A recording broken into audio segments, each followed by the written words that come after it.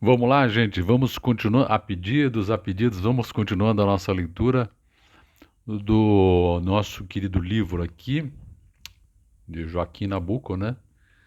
Minha Formação. Nós vamos agora para o vídeo número 17, só para constar. Eu vou começar a página 122. O livro todo tem 230 páginas. Como eu já disse aqui, é um livro que eu me devia à leitura e estou aproveitando para fazer esta leitura aqui junto. Então, para mim também é uma novidade. Vou fazendo pontuações aqui e ali que eu julgar pertinentes. Espero que você aprove essas ilações. E depois, no final, eu vou fazer um resumo que eu peço sempre para a inteligência artificial, o Gemini, que eu estou usando, fazer um resumo do que eu li, para a gente poder formar um pouco mais a ideia do que aconteceu no vídeo de hoje. Legal? Então vamos lá? Ó, então, continuando. O título aqui é O Meu Diário de 1877. Vamos lá então. Darei ainda alguns trechos do meu diário dos Estados Unidos. Então, o período que ele está nos Estados Unidos. Mas não são tanto impressões americanas que pretendo reproduzir, já antes o disse, como o meu modo de sentir naquela época. Quer dizer, o que ele pensa da época e dos fatos que ele viu. Vamos lá. 20 de junho. 20 de junho, então, portanto, de 1877. Hoje foram enforcados 11 criminosos de uma associação da Pensilvânia, os Molly Negres. 11 pessoas enforcadas em um dia no Brasil. Quantos discursos isso não daria na Câmara dos Deputados? Aqui só faz vender o maior número de extras nos jornais. Comum, né? Do enforcamento, a pena de morte nos Estados Unidos. Aqui. 28 de junho. Há duas espécies de movimento em política. Um, de que fazemos parte supondo estar parados, como o movimento da Terra que não sentimos. Outro, o movimento que parte de nós mesmos. Na política, são poucos os que têm consciência do primeiro. No entanto, este é talvez o único que não é uma pura agitação. Olha que interessante, né? Dois movimentos políticos. Um é aquele que a gente faz parte sem querer. Eu acredito aqui que ele se refere ao povo, de um modo geral, que a gente sem querer a gente faz parte. E o outro é aquele que a gente faz parte, vai lá, debate, concorre, discute e tudo mais. 8 de julho. A temperatura moral do futuro, a julgar pela americana, deve ser muito baixa. O sentimentalismo resfria aqui diariamente. A Inglaterra é um forno em comparação. 26 de julho. A França parece-me a casa de Ulisses, cheia de pretendentes a consumirem entre si a fortuna de Telêmaco, à espera que Penélope se decida por um deles. Cada um está certo de ser o preferido, enquanto ela pede a Minerva que acabe com seus insuportáveis perseguidores. Eles continuam a devorar os bois e os carneiros, repetindo: não há dúvida que ela se está preparando para o casamento. Infelizmente não parece provável que Ulisses volte para exterminá-los e tomar conta da casa. Essa nota é quase puramente literária. Ulisses aí era o conde de Chambord e os pretendentes, os partidos que arrastavam a França, depois da derrota nacional, talvez para a guerra civil. Eu pensava escrever um ato intitulado Os Pretendentes, com a ideia do arco de Ulisses. Era como o drama de que falei, um caso da falta de coincidência que se dava em mim, entre a imaginação literária e a simpatia política. Há outras notas com relação aos pretendentes. Em 16 de julho, o Conde de Chambord representa a teoria de que a política é uma arte religiosa e um reinado é uma espécie de monumento das crenças de uma época. A concepção de que governar é um ato religioso, como o confessar e tem um fim religioso, destrói toda a liberdade de pensamento. Aqui eu quero fazer um adendo muito interessante que já me chama a atenção, que é o fato de que, hoje nem tanto, mas antigamente, né, historicamente, a gente sempre via o governante como o escolhido de Deus, né? Como alguém que Deus deixou governar e alguém que tem um quê a mais. E isso fez com que nós fôssemos governados, lá para trás, por pessoas sem nenhum caráter, né? Então, tem um quê. Eu acho que ainda hoje, se a gente pensar bem, nas repúblicas por aí, né? Inclusive a nossa, a gente elege às vezes a pessoa que a gente imagina também uma ligação com Deus, uma ligação com alguma força estranha. Não sei. Fica aí para a gente pensar. Continuando aqui, um homem pode fazer da sua vida uma forma de arte, mas não da vida de todo mundo que quer viver a seu modo. A política, se é uma arte, não é a arte ascética, religiosa, nem mesmo no seu período hierático, lá para trás. A política, a arte religiosa, converte em crime de sacrilégio o menor ato de liberdade individual. Essa política que é baseada em Deus, ela deixa de fora as liberdades, né? O menor ato de liberdade individual é convertido em crime de sacrilégio. Tem que obedecer a Deus. Em 30 de julho, estive a pensar nos pretendentes, voltando, né? O Apple ou People é feito pelo candidato respectivo às rãs e a prova real é tirada por outro que apela também para elas. A tudo elas respondem Kawak. 5 de julho, a posição do presidente Hayes é a mais singular que já se viu neste país.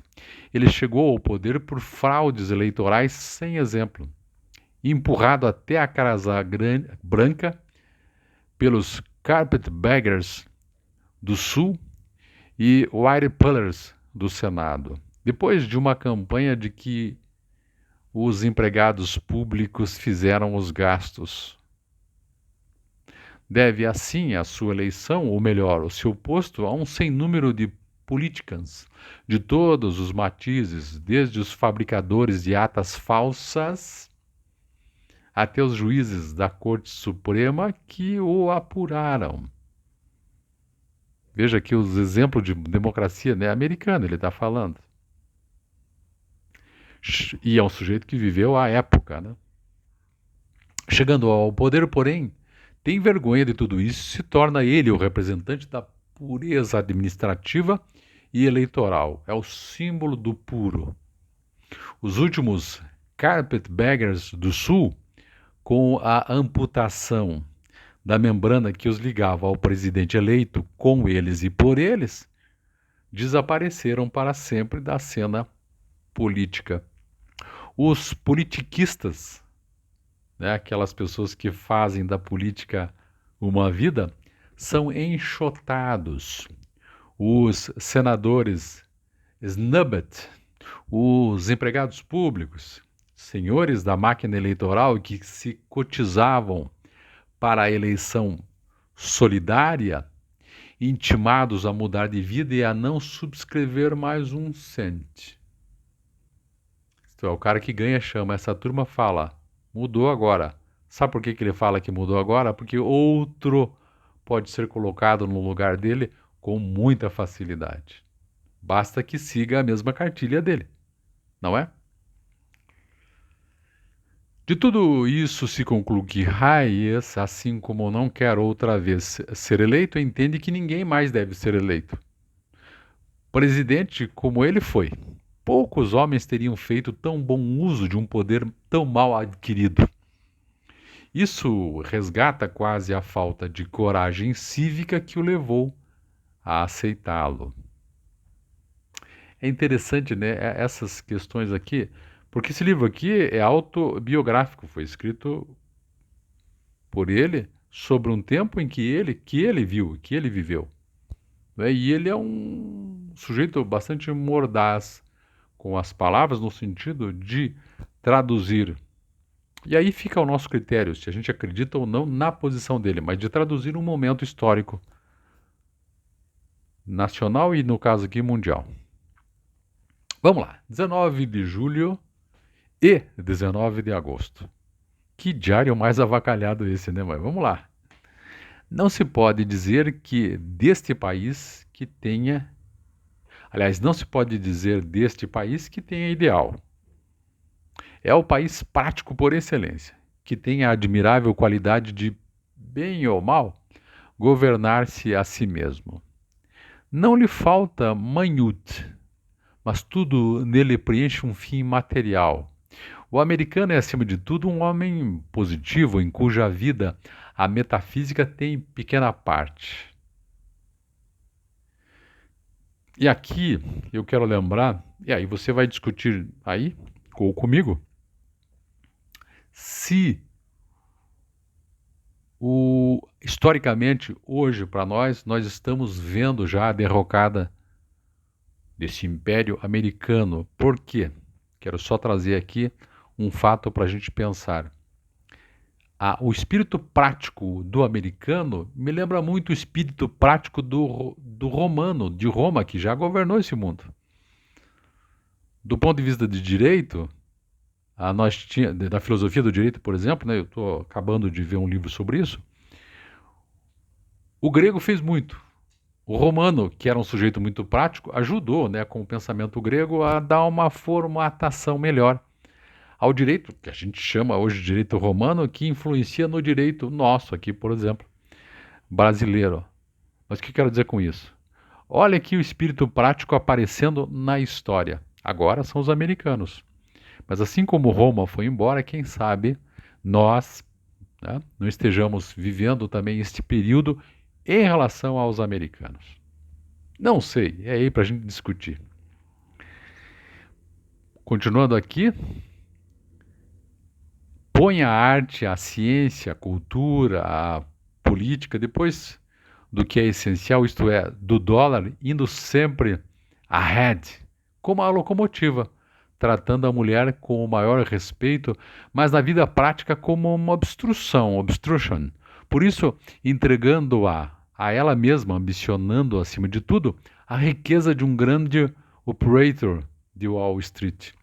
Depois a influência de um boss, insensível à inveja, à má vontade, ao comentário, a tudo que em outros países emaranha, complica e às vezes inutiliza grandes carreiras, nunca procurando o prazer para si, dando-se aos hóspedes em casa como se dão brinquedos às crianças, superior às contrariedades, sóbrio de dor, calmo na morte dos seus e tratando a própria apenas como uma questão de seguro. A vida privada aqui é apenas uma expressão conservada do inglês. Todo homem é um homem público, a ele todo. No sentido de que o americano aqui, eu imagino que o americano médio, é um sujeito interessado em ganhar o seu dinheiro, em fazer a sua vida. São impressões de simples transeunte, de uma pessoa que só está passando por lá. Eu hoje não escreveria dos Estados Unidos que é uma nação sem ideal. Diria que é uma nação cujo ideal se está formando. Depois, aqui, antes de 1900, né? Depois nós vemos, principalmente depois com a Segunda Guerra Mundial, o quanto os americanos fizeram disso um temperamento necessário financeiro para controlar a economia, quem sabe até mundial, né? Vamos lá. Assim como o inglês trata de adquirir fortuna e independência antes de entrar para a Câmara dos Comuns, dir-se-ia que a nação americana trata de crescer, de povoar o seu imenso território, de chegar ao seu completo desenvolvimento, her full size, para depois fazer falar de si e pensar no nome que deve deixar. Tamanha praticidade. Até hoje, os Estados Unidos têm feito vida à parte e se têm ocupado de si sós, mas um país que caminha para ser, se já não é, o mais rico, o mais forte, o mais bem aparelhado do mundo. Veja a data que ele está falando isso, minha gente. Tem, pela força das coisas, que ligar a sua história com a de outras nações, que se associar e lutar com elas.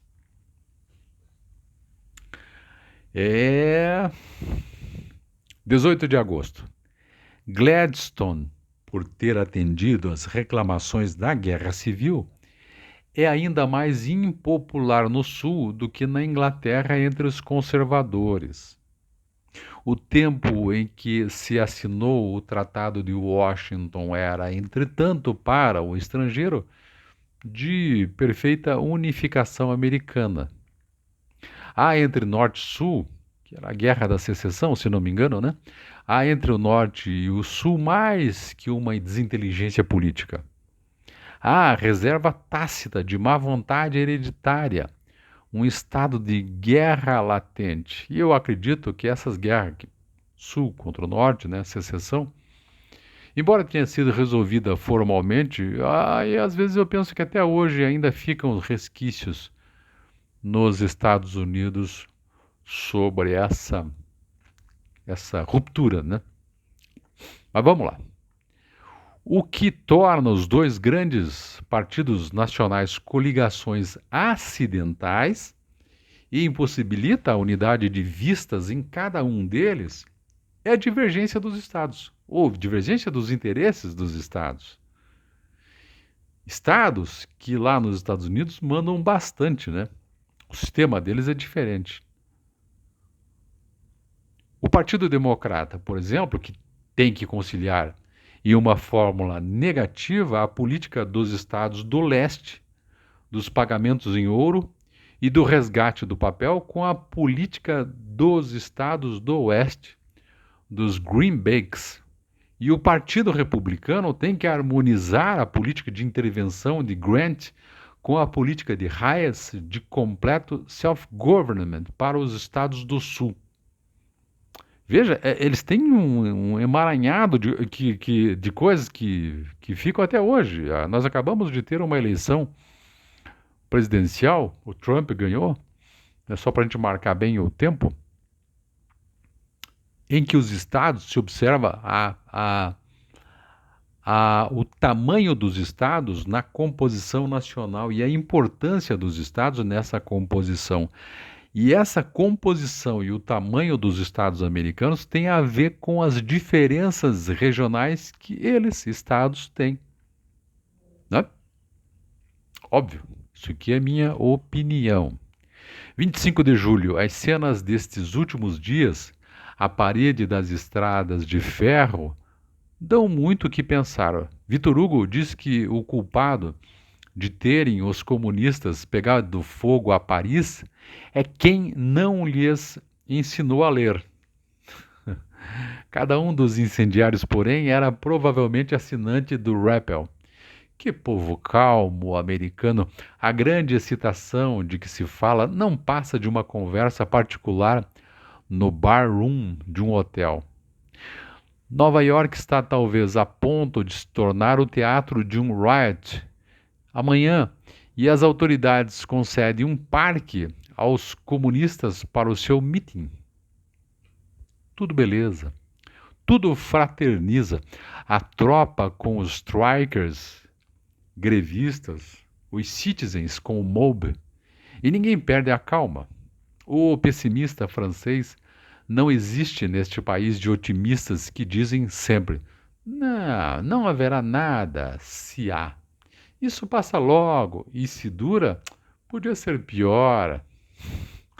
A barba do vizinho, de que fala o ditado, não se entende aqui de cidade a cidade, nem de bairro a bairro, mas quase de casa a casa.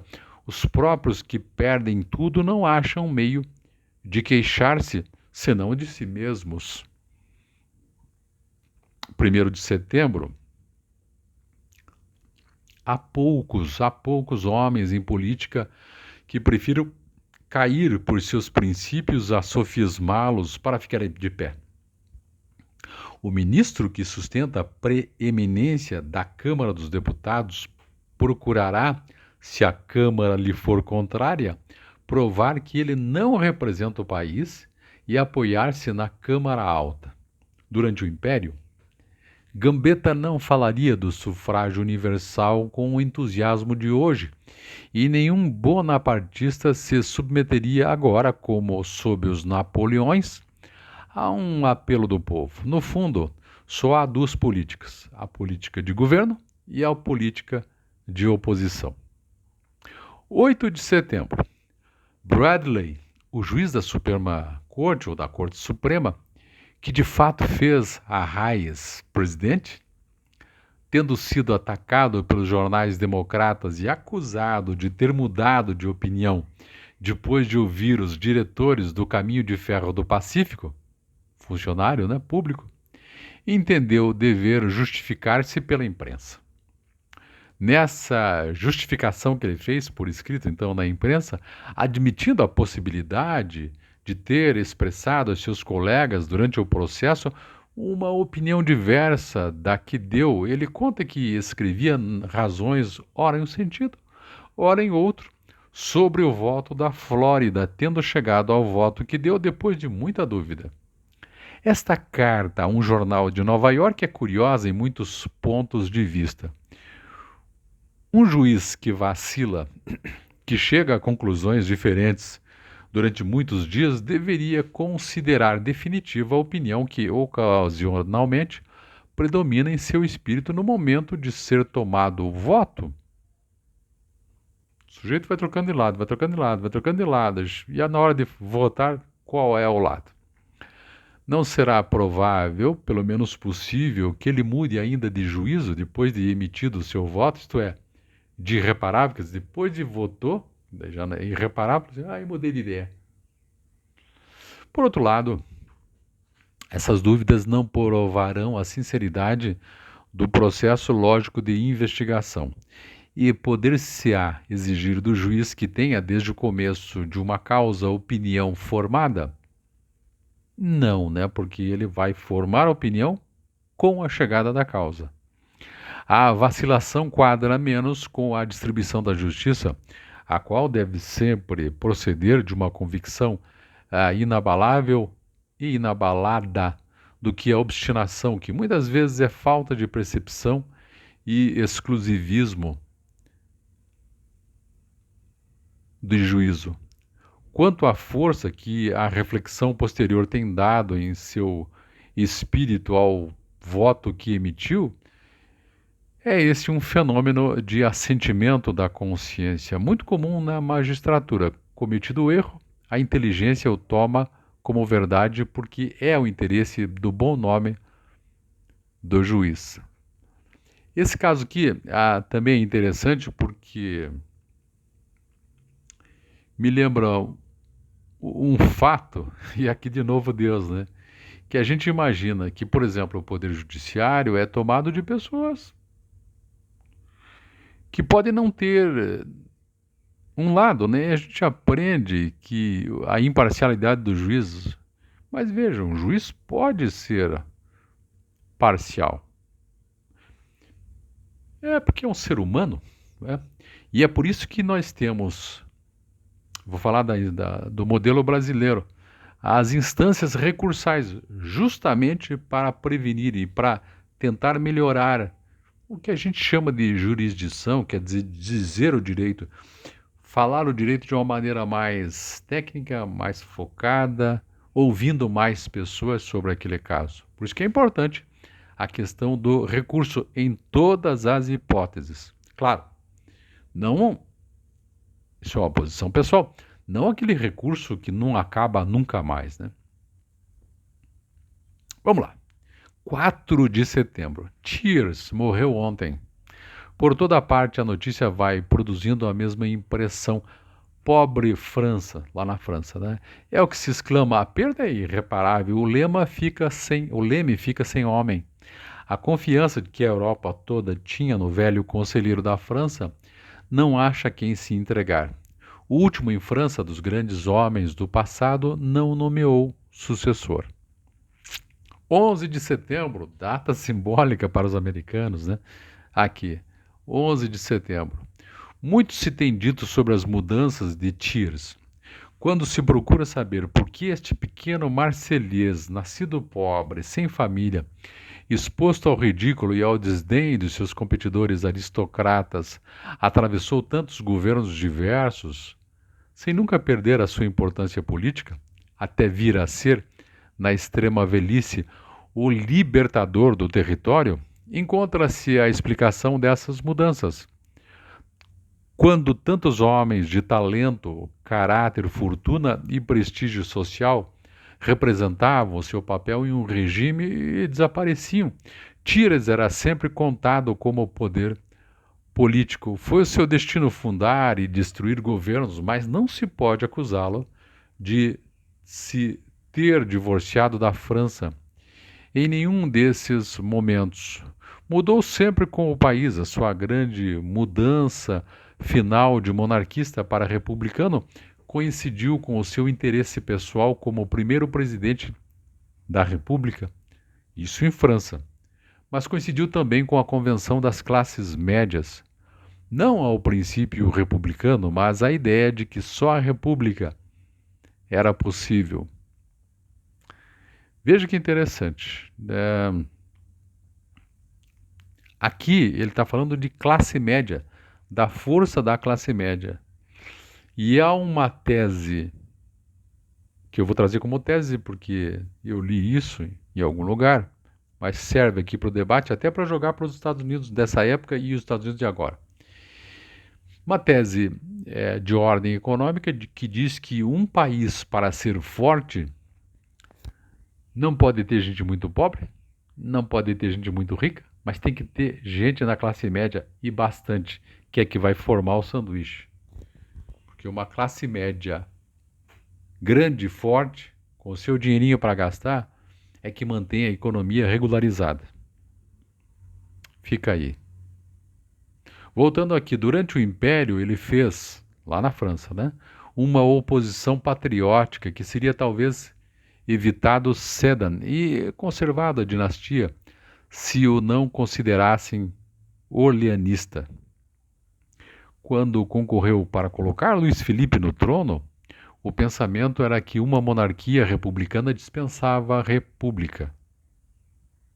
A fraqueza da monarquia de 1830 foi que o princípio da hereditariedade aminou desde o começo. Luís Filipe destruiu o direito divino para subir e depois quis servir-se dele para durar, transformando-o em bom senso, princípio de autoridade, etc.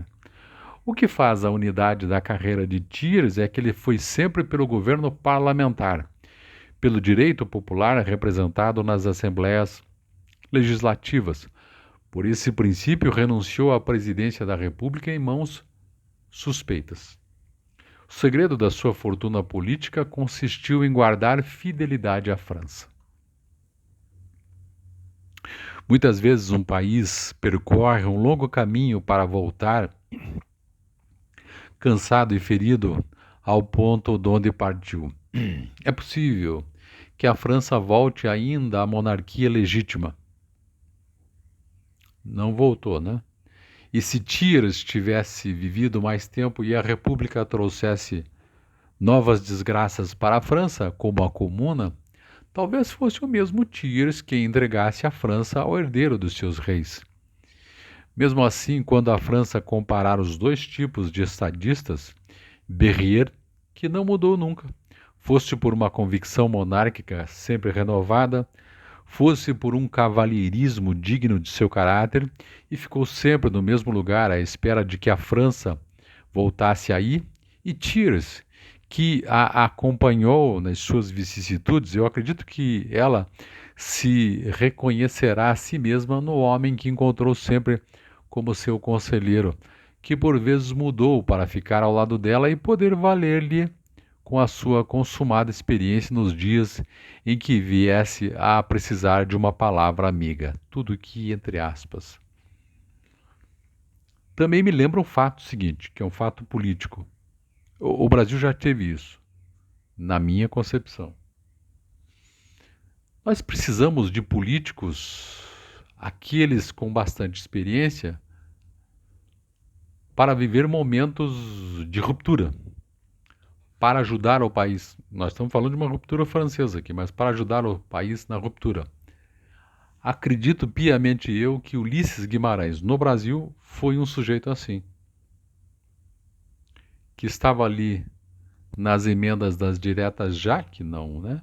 Ficou como a gente conhece, no caminho, mas que depois, com a morte de Tancredo e a assunção de José Sarney na nova democracia, né, aspas, esse sujeito Ulisses, acredito eu, deu o aval para que ficasse tudo beleza. Afinal de contas, nós estávamos na época vivendo um momento singularíssimo. Isso antes da nova Constituição? Vamos lá. Me deu uma dúvida agora. Ao reler hoje esta página do meu diário de 1877, vejo que a minha explicação da unidade de carreira política de Thiers se parece muito com o que há alguns anos foi publicada de Talleyrand, justificando-se em suas memórias de só ter mudado com a França e por causa da França. Página 129.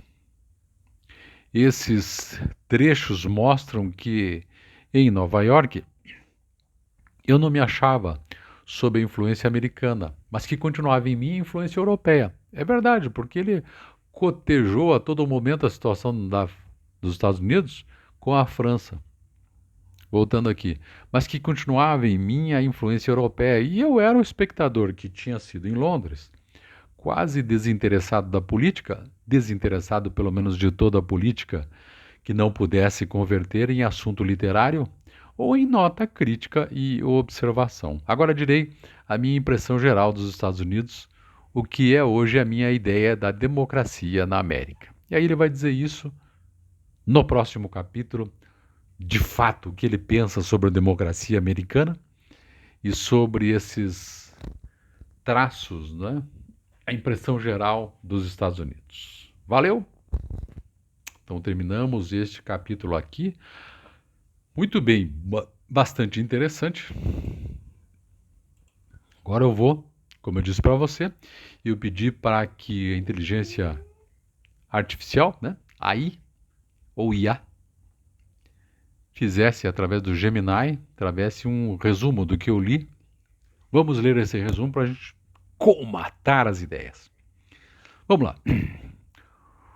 Os trechos do diário de Joaquim Nabuco, escritos durante seu estadia nos Estados Unidos em 1877, oferecem um olhar perspicaz e crítico sobre a política americana e a democracia, contrastando-a com a situação política da Europa, especialmente da França. Nabuco, como intelectual e observador atento, tece considerações sobre diversos temas, como a estabilidade política, a relação entre o indivíduo e o Estado, a natureza da democracia e o papel dos líderes políticos. Vamos lá, temas centrais e análises. Vamos lá. Contrastes com a democracia americana, aliás, entre a democracia americana e europeia.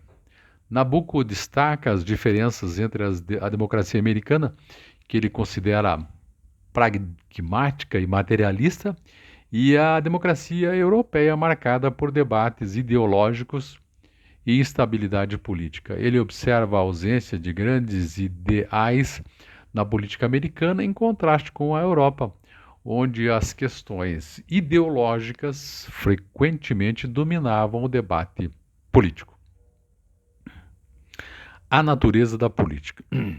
O autor reflete sobre a natureza da política, questionando se ela é uma arte, se é uma religião ou se é só uma atividade pragmática, quer dizer, feita para dar certo ou não, né? Ele critica a visão da política como uma arte religiosa, defendendo a liberdade individual e a importância da política como um instrumento para alcançar objetivos práticos. O papel dos líderes políticos. Nabucco analisa o papel de líderes como Thiers e Hayes, questionando a legitimidade de seus governos e a natureza de suas mudanças de posição política. Ele discute a importância da estabilidade política e a necessidade de líderes que representem os interesses do povo e até para momentos de ruptura, né? Esses líderes precisam aparecer. A democracia americana e seus desafios. O autor reconhece os desafios da democracia americana, como a corrupção política, a desigualdade social e a falta de um ideal unificador. No entanto, ele também elogia a capacidade dos americanos de se autogovernar e a estabilidade relativa do sistema político americano. Impressões gerais sobre este capítulo. Um olhar crítico e perspicaz. Nabucco demonstra um olhar crítico e perspicaz sobre a política americana, questionando suas premissas e identificando seus desafios. Influência europeia. Apesar de estar nos Estados Unidos, Nabucco continua a analisar a política americana através de uma lente europeia, comparando-a com a situação política de países como a França. Evolução do pensamento. Ao longo dos trechos é possível perceber a evolução do pensamento de Nabucco sobre a democracia e o povo, à medida em que ele reflete sobre suas observações e interage com diferentes ideias. Conclusão, então, do nosso querido IA. Os trechos do Diário de Joaquim Nabucco oferecem um rico material para reflexão sobre a natureza da democracia. Aqui, gente, essa natureza dessa democracia ocidental e do nosso tempo, né? O papel dos líderes políticos e as diferenças entre os sistemas políticos. As observações de Nabucco continuam relevantes hoje em dia, à medida que debatemos os desafios da democracia em um mundo globalizado e cada vez mais complexo. E é isso. Então, o resumo apresentou essa interessante visão do Joaquim Nabucco, e assim terminamos esse vídeo 17 do Minha Formação do nosso querido Joaquim Nabucco. Valeu! Tomara que você tenha gostado, deixe seu like, seu comentário. Até o próximo vídeo, um abraço!